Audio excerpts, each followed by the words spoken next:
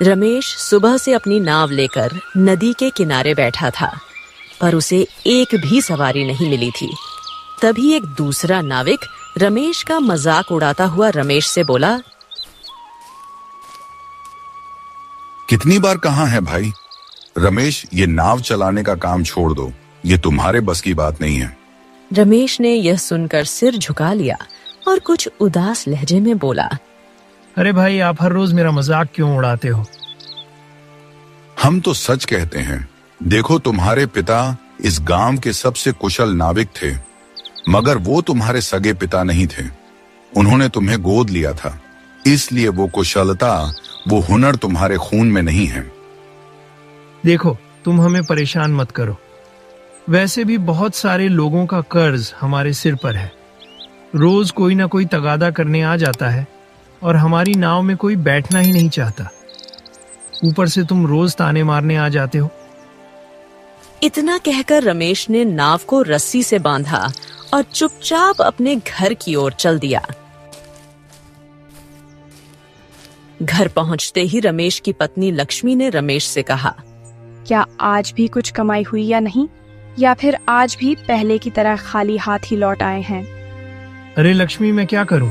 सुबह से शाम तक किनारे बैठा रहा, एक भी सवारी नहीं मिली। बस यूं ही मच्छर ही मारता रहा। ऐसा लगता है जैसे मेरी नाव पर कोई साया पड़ गया हो, कोई अपशकुन छा गया हो कि लोग उस पर कदम रखने से भी डरते हैं। लक्ष्मी की आंखों में गुस्सा भर आया और वह तीखे स्वर में बोली, बस करें अब। आपको जरा भी अंदाजा है कि अभी थोड़ी देर पहले गांव के सरपंच हमारे घर आए थे। कैसी कैसी कड़वी बातें सुना गए। कह रहे थे कि अगर कर्ज ना चुकाया गया तो कर्जदार हमारे दरवाजे पर आकर सबके सामने हमारी इज्जत मिट्टी में मिला देंगे। कभी कभी ऐसा लगता है लक्ष्मी की यह नाव चलाने का काम ही छोड़ दूं और कोई दूसरा काम शुरू कर लूं, लेकिन क्या करूं? इसके अलावा मुझे कोई और हुनर आता ही नहीं। रमेश के चेहरे की मायूसी देखकर लक्ष्मी का गुस्सा ठंडा हो गया। अभी कुछ पल पहले जो आग उसकी आंखों में जल रही थी, वो बुझ सी गई।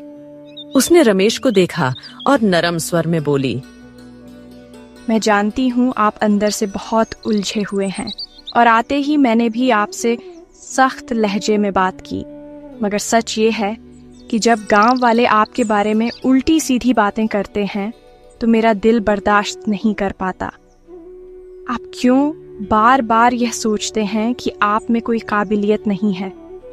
मुझे आप पर पूरा भरोसा है रमेश। एक दिन जरूर आपकी मेहनत रंग लाएगी और लोग आपको इज्जत और मान देंगे।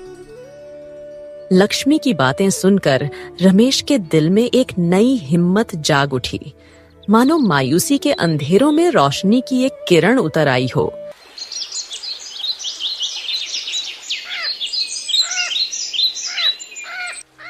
अगली सुबह रमेश हमेशा की तरह अपनी नाव लेकर नदी के किनारे आ बैठा। हवा चल रही थी और पानी की लहरें धीरे धीरे बह रही थीं।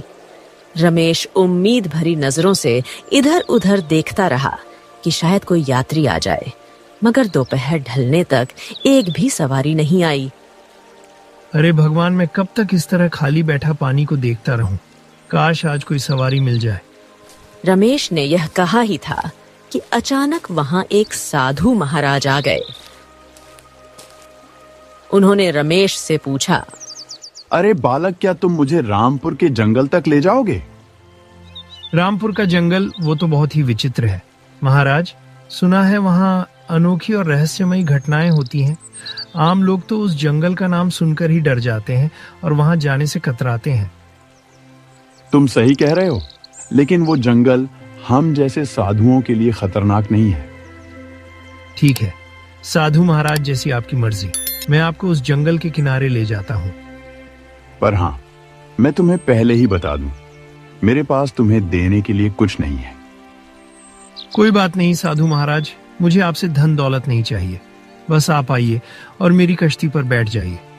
साधु नाव में बैठ गया। रमेश ने चप्पू उठाया और नाव धीरे धीरे बहने लगी। कुछ देर बाद उसने साधु को रामपुर के जंगल के किनारे उतार दिया। नाव से उतरने के बाद साधु ने रहस्यमयी अंदाज में रमेश की ओर देखा और कहा, मैं तुम्हें पहचानता हूं।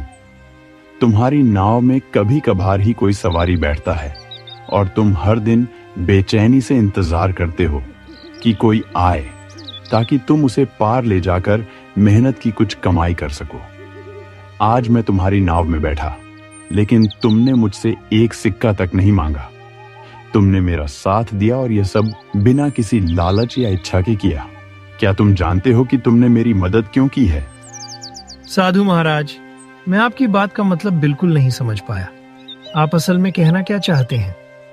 अपने आप को कभी भी मामूली मत समझो। तुम कोई साधारण व्यक्ति नहीं हो। ये सच्चाई तुम्हें बहुत जल्दी खुद ही पता चल जाएगी। यह कहकर साधु जंगल के अंदर की ओर चला गया। रमेश को साधु की एक भी बात समझ में नहीं आई। वह कुछ देर वहीं खड़ा सोचता रहा, फिर अपनी नाव की ओर चल पड़ा।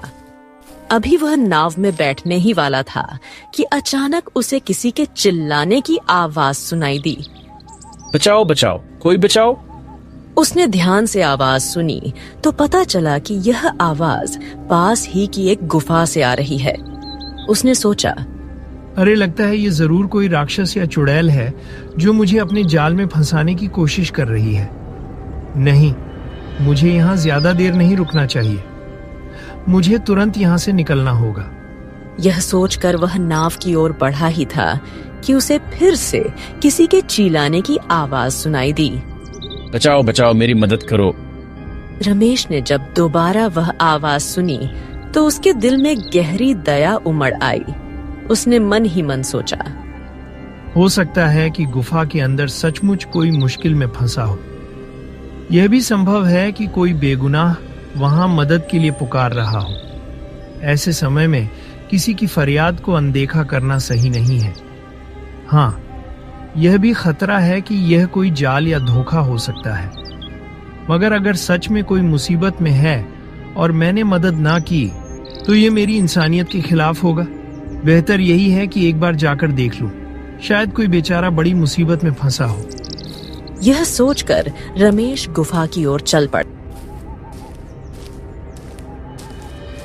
गुफा में दाखिल होते ही रमेश ने देखा कि वहां एक लोमड़ी पिंजरे में कैद था, जो दर्द और लाचारगी में रमेश को मदद के लिए पुकार रहा था। बचाओ बचाओ, मेरी मदद करो, मुझे इस पिंजरे से बाहर निकालो।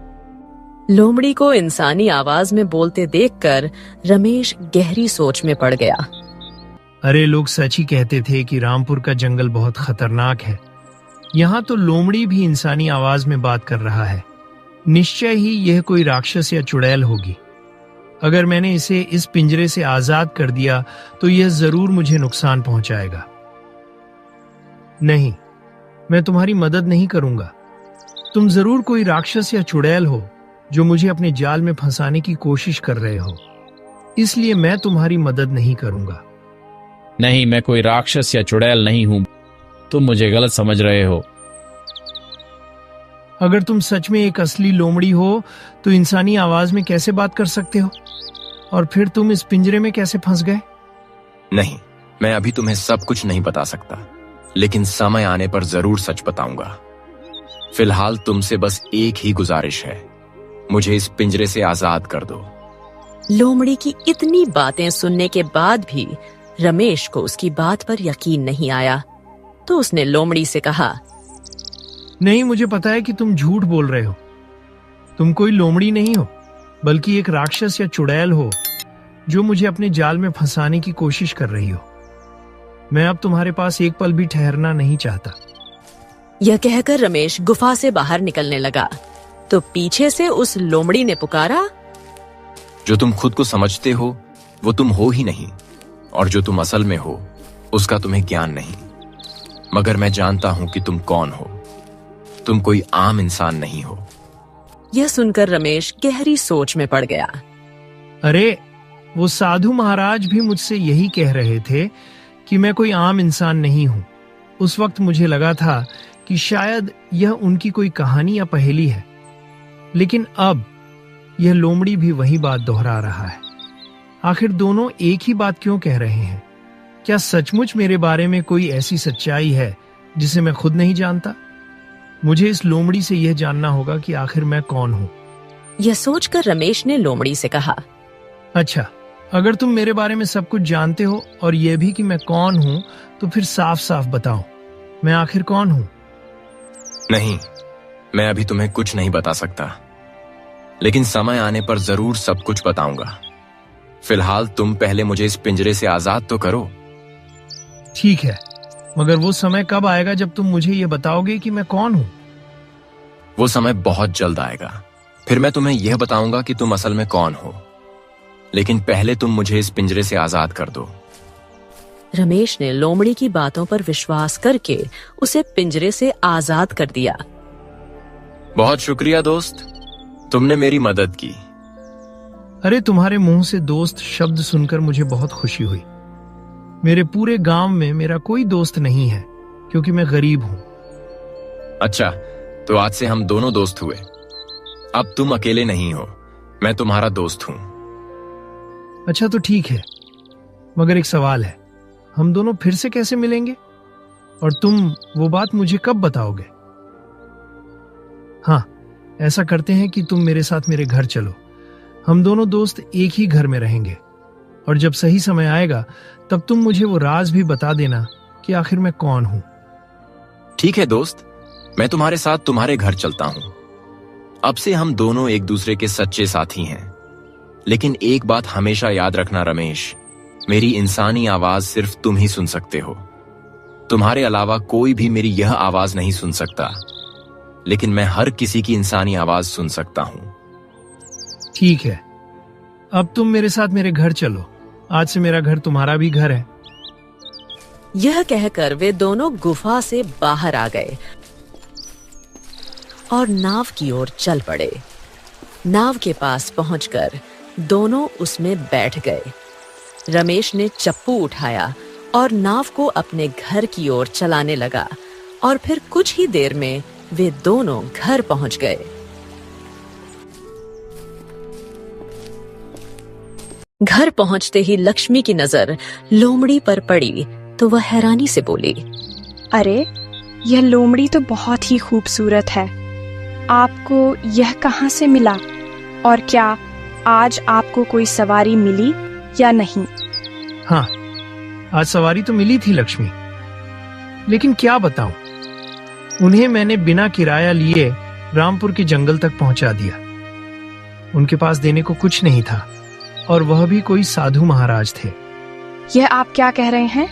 एक तो आपने उसे बिना किराया लिए यात्रा कराई, और वह भी रामपुर के जंगल तक। वहाँ तो लोग डर के मारे कदम भी नहीं रखते।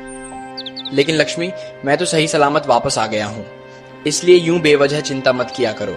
ये लोमड़ी भी मुझे वहीं जंगल में मिली।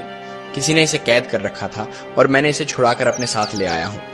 और तुम्हें एक और बात बताऊं, ये लोमड़ी इंसानी आवाज में बात कर सकता है, लेकिन इसकी आवाज सिर्फ मुझे ही सुनाई देती है। मगर हाँ, यह हमारी सब बातें अच्छी तरह सुन सकता है। यह सुनकर लक्ष्मी डर गई तो रमेश ने उसे कहा, अरे डरो मत। जब मैंने भी इसे पहली बार बोलते देखा था तो मैं भी डर गया था, लेकिन अब मेरे दिल से इसका डर खत्म हो गया है। जानती हो लक्ष्मी, ये लोमड़ी हमारा दोस्त है।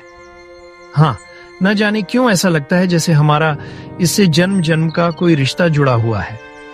आप यह क्या कह रहे हैं? हो सकता है यह रामपुर जंगल का कोई राक्षस हो, या कोई चुड़ैल, या फिर कोई प्रेत जो लोमड़ी का रूप लेकर आपके पीछे पीछे यहाँ आ गया हो। कहीं यह हमें या गांव वालों को कोई नुकसान ना पहुंचा दे। रमेश, तुम्हारी पत्नी गलत सोच रही है। मैं तुम लोगों को कोई नुकसान नहीं पहुंचाऊंगा, बल्कि तुम्हारी मदद ही करूंगा। रमेश लोमड़ी की बात सुनकर लक्ष्मी से कहता है, लक्ष्मी, ये लोमड़ी कह रहा है कि वह किसी को नुकसान नहीं पहुंचाएगा, बल्कि हमारी मदद करेगा। अच्छा, तो क्या तुम हमारी गरीबी दूर कर सकते हो? हाँ, क्यों नहीं, लेकिन याद रखो, मैं तुम्हारा दोस्त हूँ। अगर तुम मुझे अपना लो और मेरा मान रखो, तो मैं भी तुम्हारी मदद करने में कभी पीछे नहीं हटूंगा। अगर मैं तुमसे खुश हुआ तो तुम्हारी गरीबी दूर करने में जरूर सहारा बनूंगा।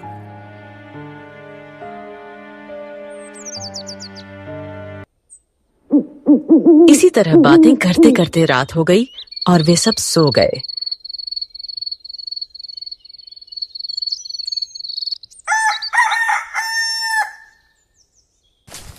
अगले दिन सुबह होते ही रमेश लोमड़ी के पास आया और उससे कहा, ए मेरे दोस्त, हमें अपनी गरीबी दूर करने का कोई तरीका बताओ। तुम्हें अपनी कल वाली बात याद होगी। तुमने कहा था कि तुम हमारी गरीबी दूर कर सकते हो। सुनो, मैं तुम्हें एक रहस्य बताता हूँ जिसके बारे में आम लोग कुछ नहीं जानते, लेकिन वहां तक पहुंचने के लिए तुम्हें और लक्ष्मी को एक बार फिर रामपुर के घने जंगल में जाना होगा। जंगल के बीचों बीच एक शांत झील है और उसके किनारे एक दुर्लभ चांदनी का फूल खिलता है। उस फूल में अद्भुत शक्ति छुपी है। कहते हैं कि जो भी इंसान उसे पा लेता है उसकी किस्मत बदल जाती है और उसकी जिंदगी खुशियों से भर जाती है। लेकिन उस जादुई फूल से हमें क्या फायदा होगा? वह चांदी का फूल कोई साधारण फूल नहीं है। उसकी सहायता से किसी भी बड़े से बड़े श्राप को समाप्त किया जा सकता है। तुम्हारी बात यहाँ तक तो समझ में आती है, लेकिन हमें ये समझ नहीं आ रहा कि इससे हमें क्या लाभ होगा। हम पर तो कोई श्राप ही नहीं है। अरे रमेश, जरा सोचो, क्या तुम्हारी गरीबी किसी श्राप से कम है? गांव वालों का कर्ज, उनकी तानेबाजी, दुनिया की कठिनाइयां और जीवन की मुश्किलें, ये सब भी तो किसी श्राप से कम नहीं। क्या तुम इन्हें मामूली बात समझते हो? यह सुनकर रमेश चुप हो गया और लक्ष्मी के पास जाकर उसने वह सारी बात बताई जो उसकी हिरण के साथ हुई थी। फिर दोनों ने कुछ देर आपस में मशवरा किया और उसके बाद रमेश लोमड़ी के पास आकर उससे बोला,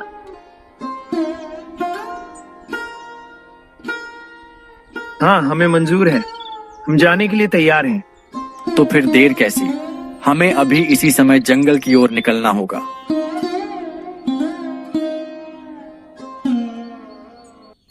लोमड़ी की बात मानकर वे तीनों तुरंत घर से निकले।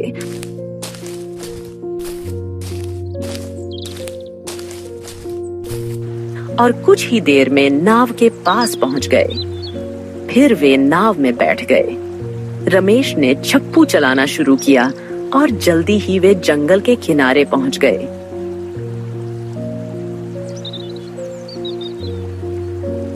वहां पहुंचते ही सब नाव से उतरे और जंगल की ओर बढ़ चले।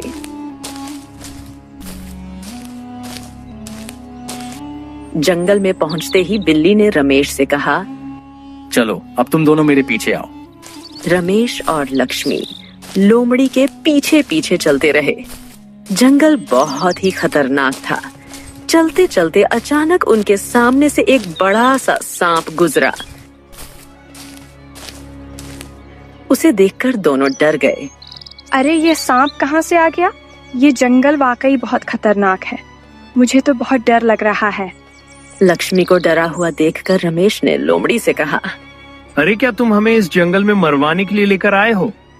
नहीं, ऐसा बिल्कुल नहीं।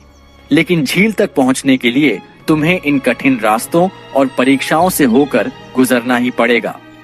तो फिर हमें यह भी बता दो कि आगे रास्ते में हमें किन किन परेशानियों और मुश्किलों से होकर गुजरना होगा। चांदनी के फूल तक पहुंचने के लिए तुम्हें एक झील के पास जाना होगा। उस झील के भीतर एक बहुत ही भयंकर राक्षस का कब्जा है, पर उसे हराने का राज केवल मुझे ही पता है। यह सुनकर रमेश बहुत ज्यादा डर गया। डरते हुए हालात को देखकर लक्ष्मी ने उससे पूछा, अरे जी, आप डरे हुए क्यों लग रहे हैं? इस बिल्ली ने क्या कहा है? लक्ष्मी के पूछने पर रमेश ने लोमड़ी ने जो कुछ कहा था वह सब उसे सुना दिया।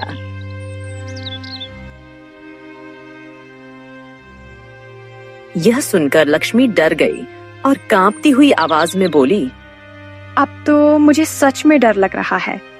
मैं आपको इस बिल्ली की बात मानने नहीं दूंगी। सोच कर देखिए, ये कैसा जंगल है। चारों ओर खतरे ही खतरे हैं।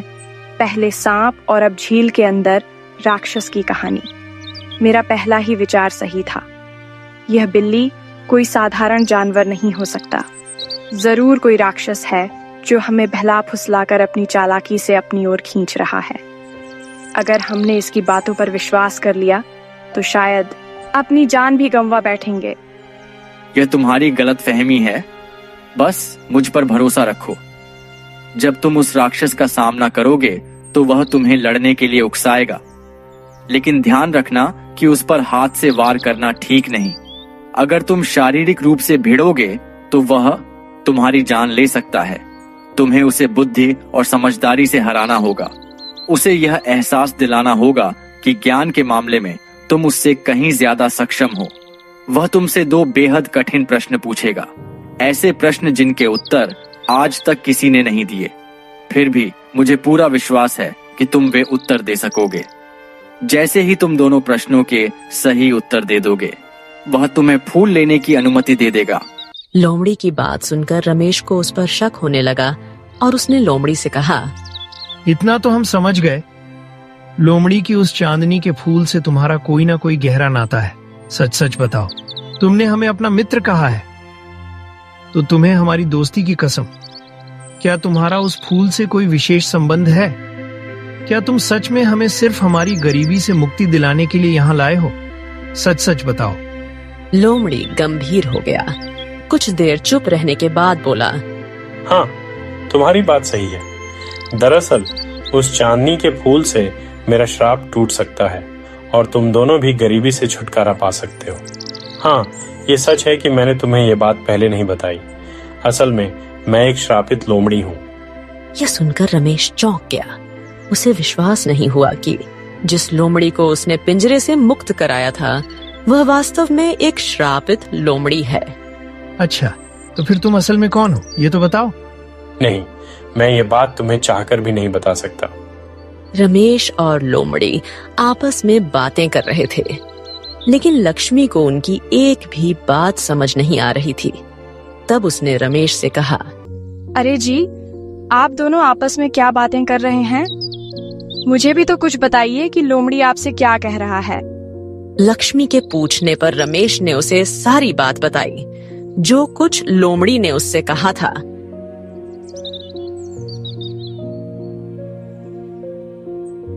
सारी बात सुनने के बाद लक्ष्मी ने घबराई हुई आवाज में रमेश से कहा, हमें वापस चलना चाहिए। क्या पता ये कोई असली राक्षस हो जो श्राप की वजह से लोमड़ी बन गया हो और अब फिर से श्राप से मुक्त होकर अपनी असली शक्ल यानी राक्षस बनना चाहता हो। रमेश, मैं तुम पर कोई जबरदस्ती नहीं करूंगा, लेकिन अगर तुम सच में मुझे अपना दोस्त मानते हो और मेरा साथ देना चाहते हो तो मेरे साथ आगे बढ़ो।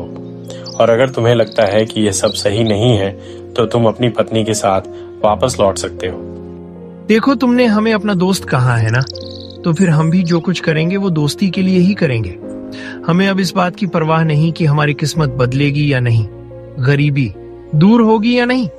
असली बात यह है कि दोस्ती जिंदाबाद। अब तुम जहां जाओगे हम तुम्हारे साथ चलने को तैयार हैं। लोमड़ी हल्की मुस्कान के साथ आगे बढ़ा। लक्ष्मी का मन न चाहने पर भी रमेश के साथ चलती रही।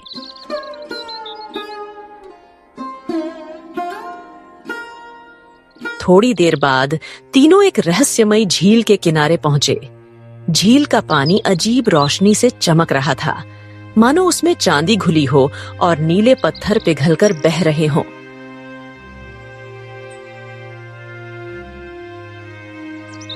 जैसे ही वे किनारे पहुंचे, झील का पानी अचानक कांप उठा।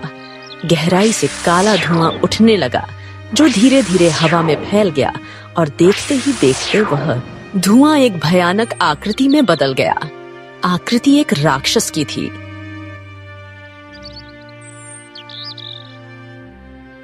अरे मूर्ख मनुष्य, तुमने मेरे क्षेत्र में आने की जुर्रत कैसे की? क्या तुम उस जादुई फूल को हासिल करने आए हो? यह फूल मेरी रखवाली में है। जो कोई भी इसे छीनने की कोशिश करता है उसकी जीवन लीला यहीं समाप्त हो जाती है।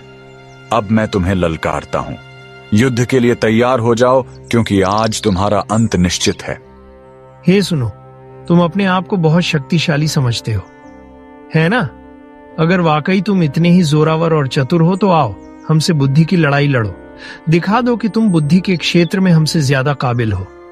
अगर तुम सचमुच ताकतवर हो तो हमें हिम्मत और समझदारी से हराओ। सिर्फ जोर जबरदस्ती से नहीं। अगर तुम चाहो तो मैं तुम्हारी वह आखिरी ख्वाहिश भी पूरी कर दूंगा, मगर याद रखना उन सवालों के सही जवाब आज तक किसी के पास नहीं है। ठीक है, पर मेरी एक शर्त है। अगर मैंने सही जवाब दे दिया तो क्या तुम मुझे वह फूल लेने की अनुमति दोगे? हाँ, अगर तुम सही जवाब दे दोगे तो मैं तुम्हें वह फूल लेने दूंगा, लेकिन अगर तुम गलत जवाब दोगे तो मैं तुम दोनों की जान ले लूंगा। ठीक है, पूछो जो तुम पूछना चाहते हो। वह कौन सी चीज है जो देखे बिना सब कुछ देख लेती है और बोले बिना सबको सुना देती है? और ऐसी कौन सी चीज है जो रोज टूटती है फिर भी किसी को चोट नहीं पहुंचाती?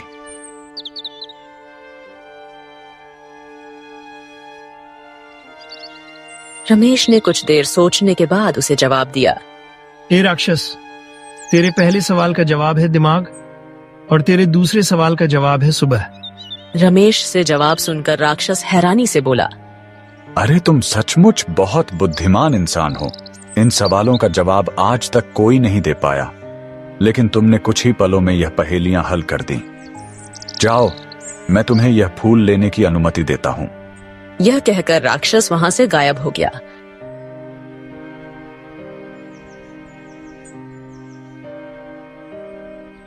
और बिल्ली ने रमेश से कहा, रमेश, अब वक्त आ गया है। उस फूल को तोड़ लो और मुझे इस शराब से आजाद करवा दो। लोमड़ी के कहने पर रमेश ने जैसे ही फूल तोड़ा, वह रंग बिरंगी किरणों से जगमगाने लगा। रमेश फूल की तरफ देखकर बोला, मैं चाहता हूं कि यह श्रापित लोमड़ी दोबारा अपने असली रूप में आ जाए। रमेश के कहते ही लोमड़ी एक राजकुमार के रूप में बदल गया और फूल गायब हो गया। राजकुमार रमेश के गले लगा और बोला, अरे भैया, आपका बहुत शुक्रिया। मुझे पूरा यकीन था कि आप मुझे बचाने जरूर आएंगे। आप मेरे बड़े भाई हैं। यह सुनकर रमेश और लक्ष्मी चौंक गए। रमेश हैरानी से बोला, अरे आप क्या कह रहे हैं? आप तो एक राजकुमार हैं और मैं तो एक आम इंसान हूँ। मैं आपका बड़ा भाई कैसे हो सकता हूँ? उतने में वह साधु वहां आ गया जिसे रमेश ने जंगल में छोड़ा था। आते ही उसने रमेश से कहा, मैंने तुमसे कहा था कि तुम कोई आम इंसान नहीं हो। यह राजकुमार जो कह रहा है वह सच है। कुछ साल पहले जब मैं इसी जंगल में तपस्या कर रहा था, उस समय इस राजकुमार ने मेरी तपस्या भंग की। गुस्से में आकर मैंने उसे एक पक्षी बना दिया। वह रोने लगा और अपने माता पिता की चिंता करने लगा। तब मैंने ध्यान लगाया और जाना कि उसके माता पिता ने एक बड़ा राज छुपा रखा है। वह राज यह था कि राजा आनंद की पहली संतान, यानी कि तुम एक बार डाकुओं द्वारा चुरा ली गई थी। वे तुम्हें जंगल में फेंक कर भाग गए। तभी एक मल्लाह जिसका नाम मोहन था, तुम्हें वहां से उठाकर ले गया और अपना समझकर पालने लगा। ये तो हमारे पिता का नाम था, मगर ये कैसे हो सकता है?